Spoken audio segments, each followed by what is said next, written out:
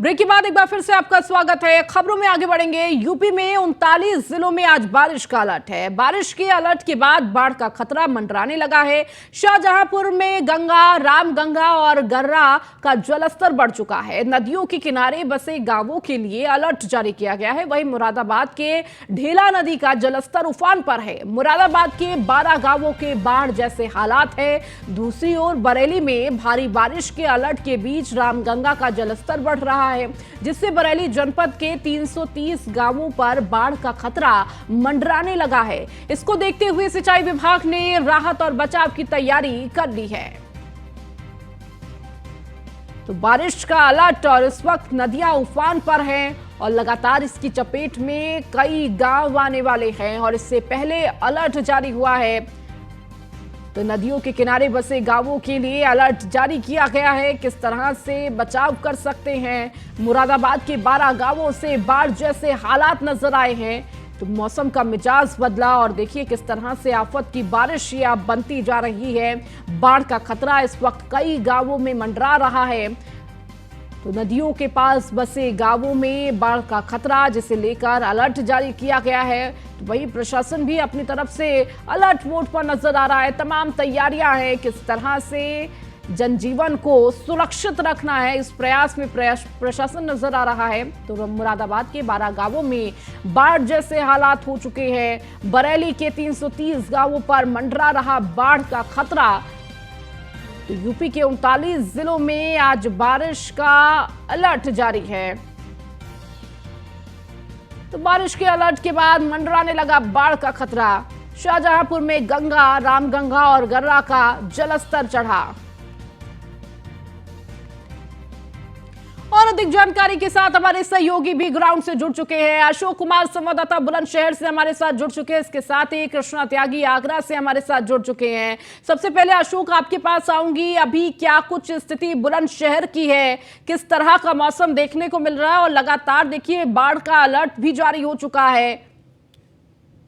हाँ, बिल्कुल आपको बता दूं कि 24 घंटे से भी ज्यादा का वक्त बुलंदशहर में हो चुका है और बारिश लगातार पड़ रही है। हालांकि मौसम विभाग ने हाई अलर्ट घोषित किया है क्योंकि लगातार कल का जो अपडेट है वो तूफान आंधी के साथ बारिश पड़ेगी। कहीं ना कहीं बिजली का संकट है और किसानों का कहीं इस फसल बारिश से पड़ने से मूंजी तो चेहरे पे किसानों को रौनक आएगी, क्योंकि वो क्षेत्र है जो क्षेत्र में हाई अलर्ट घोषित किया गया है प्रशासन की तरफ से। नरोरा घाट है और राम घाट है, तमाम आसपास के जो गांव आ रहे हैं उनको हाई अलर्ट घोषित किया। क्योंकि पिछली बात की तरह गंगा का जलस्तर लगातार बढ़ रहा था। पहाड़ी क्षेत्र में बारिश होने से गंगा का जलस्तर लगातार बढ़ रहा था। उनको हाई अलर्ट घोषित किया गया है क्योंकि जो किनारे पर गांव हैं, किनारे पर जो अपना व्यवसाय करते हैं, वो करीबन 500 मीटर की पर्दी हटाने के लिए निर्देश दिया गया है प्रशासन की तरफ से। और जिस तरह के निर्देश के बाद में राम घाट, नरोरा, जिस तरह की पिछले साल की जो बारिश हुई थी और बारिश ने पूरी तरीके से कई मंदिरों को क्षतिग्रस्त करा था, कई मकान डबीनोज हो गए थे क्योंकि जलस्तर इतना बढ़ गया था, खतरे के निशान से गंगा नदी उफान पा गई थी। तो उन जगह को प्रशासन पूरी तरीके से मुस्तैद है। एसडीएम और और कई अधिकारी वहां पर तैनात किए हैं सर्किल के, और लगातार जो भी ग्रामीण हैं वहां पर आ रहे हैं उनको हाई अलर्ट घोषित उनको बताया जा रहा है कि गंगा का स्तर बढ़ रहा है और बारिश लगातार पड़ने, मौसम विभाग ने लगातार बारिश का अपडेट किया तो उन्होंने क्षेत्र को खाली कराया जा रहा है। और जो जिस तरीके के मौसम ने, जिस तरह के बुलंदशहर में लगातार बारिश पड़ रही है, कहीं ना कहीं चेहरे की रौनक तो है चेहरे पर किसानों के, क्योंकि मूंजी की फसल को लाभ मिलेगा और तमाम जितनी भी जो फसलें आती हैं इस टाइम जी। मौसम की होती हैं, और मक्का की फसल को नुकसान हो सकता है क्योंकि कच्ची फसल में कहलाई जाती है मक्का की, जो पकाओं के कगार पर खड़ी है उसको नुकसान हो सकता है। धान को लाभ मिलेगा और जो डूब क्षेत्र में जो गांव हैं उनको पूरी तरीके से प्रशासन ने एसडीएम के नेतृत्व में टीम गठित की है, लेखपाल की टीम में गठित की है। उन लोगों को समझाया जा रहा है, उनको बताया जा रहा है कि बेमौसम बारिश पड़ रही है और गंगा नदी उफान के कगार पर है। उन इलाकों को खाली कराने का निर्देश दिया गया है क्योंकि जन हानि न हो और पूरी तरीके से मुस्तैदी से वो गंगा जो बेमौसम बारिश पड़ रही है उनको राहत बचाव कराया जाए। बिल्कुल अशोक, और देखिए अभी जो बारिश की वजह से कहीं ना कहीं लोगों के चेहरे पर खुशी भी है, लेकिन खतरा भी मंडरा रहा है, जिसको लेकर अलर्ट मोड पर अब लोग और प्रशासन दोनों नजर आ रहे हैं। लौटूंगी अशोक आपके पास, तमाम प्रशासन की तैयारी भी आपसे पूछूंगी, लेकिन हमारे साथ लगातार कृष्णा भी जुड़े हुए हैं। कृष्णा, आगरा की क्या कुछ स्थिति है? मौसम का मिजाज देखिए बदल रहा है, लोगों को कहीं ना कहीं गर्मी से राहत मिली है, लेकिन अब ये राहत कहीं ना कहीं आफत में बदलती नजर आ रही है।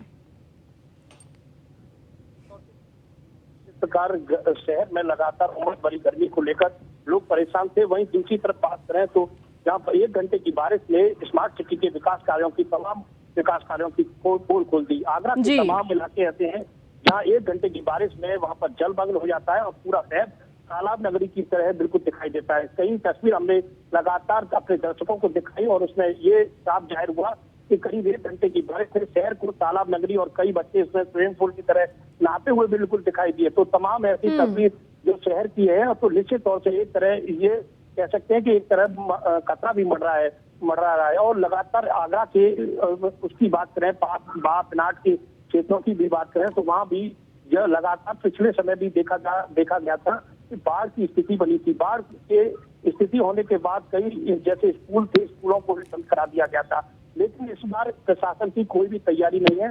और यहाँ पर जल भराव की स्थिति की बात करें तो जल भराव को लेकर शहर में कोई भी खास इंतजाम नहीं है। हालांकि वर्तमान को जो नवागत जो नगर आयुक्त अंकित खंडेलवाल की बात करें तो खुद वो सड़कों पर जरूर निकले हैं, लेकिन स्थिति जैसे की तैसे ही नजर आ रही है। उसका कारण सीधे सीधे यही कह सकते हैं कि या तो नाले की सही तरीके से सफाई नहीं हुई है, और या ये कह सकते हैं कि स्मार्ट सिटी के कार्यों के जो दावे किए जाते हैं वो केवल कागजों में दिखाई दे रहे हैं। आगरा के तमाम इलाके ऐसे हैं, जैसे दाखिल चौराहे की बात करें तो वहां पर काफी लंबा नाला निकलता है और वहां लोगों की समस्या इतनी गंभीर है कि उनके घरों में 3-3, 4-4 फुट तक पानी जाता है। तो इस तरह की तस्वीर ऐसी आगरा की एक ही जगह की नहीं, तमाम बिजलीगढ़ की बात करें, देवी रोड की बात करें, सागर की बात करें, तमाम ऐसी जगह है जहाँ पर पूरा शहर जलमग्न हो जाता है। तो निश्चित तौर से कह सकते हैं कि शहर में इस समय लोगों को काफी समस्या हो रही है पानी को लेकर। मेरे साथ इस समय सायनगरी आगरा के काफी लोग मेरे साथ मौजूद हैं, उनसे बातचीत करेंगे, उनका क्या कहना है। मैडम मेरे साथ मौजूद है।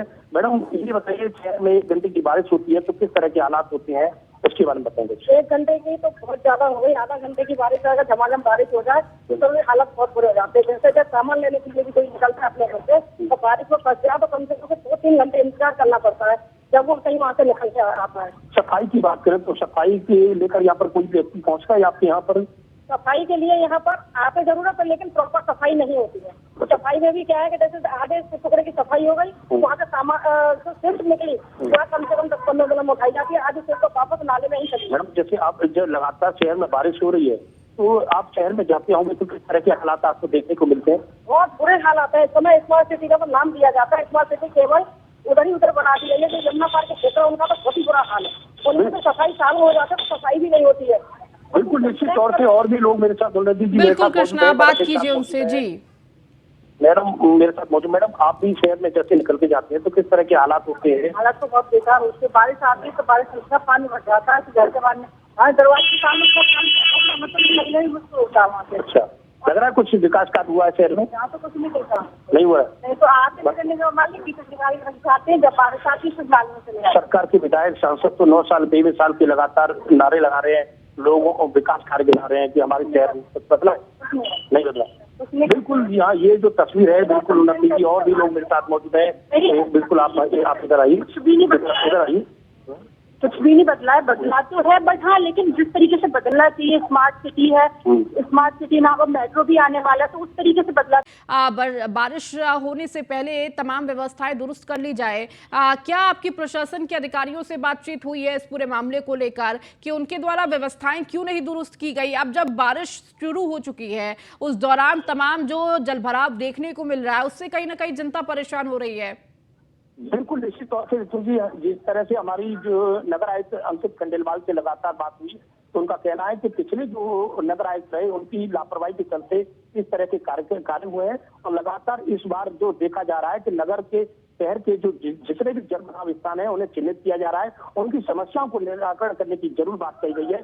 लेकिन समस्या बहुत ही विकराल है। बिजलीगढ़ की बात करें तो बिजलीगढ़ एक ऐसा कंजेस्टेड एरिया है, वहां पर शिवाजी मार्केट के अंदर इतना जल भराव होता है कि लोग जैसे ही बारिश होती है अपने अपने प्रतिष्ठानों को बंद कर अपने घरों की तरफ चले जाते हैं। और देवी रोड की बात करें तो देवी रोड का इलाका, हालांकि वहाँ पर डॉक्टर बी गणेश का क्षेत्र है और वहाँ पर भी इतनी गंभीर समस्या है कि लोग वहाँ से निकलना दूभर होता है।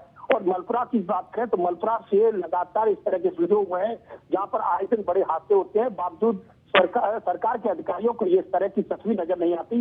और इस तरह की तस्वीर निश्चित तौर से सरकार तक ये पहुंचे तो निश्चित तौर से बड़ी कार्रवाई हो और इन लोगों पर कार्रवाई करनी चाहिए जो करोड़ों रुपए विकास कार्य के नाम से खर्च कर रहे हैं।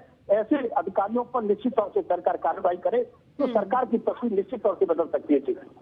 ठीक है कृष्णा, आप लगातार जुड़े रहिए। अशोक हमारे साथ बने हुए हैं बुलंदशहर से। अशोक, चूंकि देखिए हर तरफ तमाम बारिशें हो रही है, तमाम प्रशासन जमीन पर उतरकर कार्य भी कर रहा है, लेकिन कई ऐसी तस्वीरें भी आती है, बुलंदशहर से भी कई ऐसी तस्वीरें आई जहां जल जमाव की स्थिति देखने को मिल रही है। लोग इससे लगातार दो चार हो रहे हैं। प्रशासन दावे बहुत कर रहा है लेकिन जमीनी हकीकत कुछ और बयां कर रही है।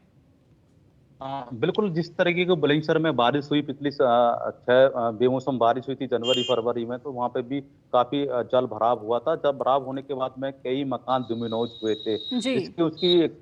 उसकी वानगी ये थी क्योंकि नगर पालिका की लापरवाही सामने आई थी, जिसमें डीएम ने आपातकाल एक बैठक बुलाई गई थी।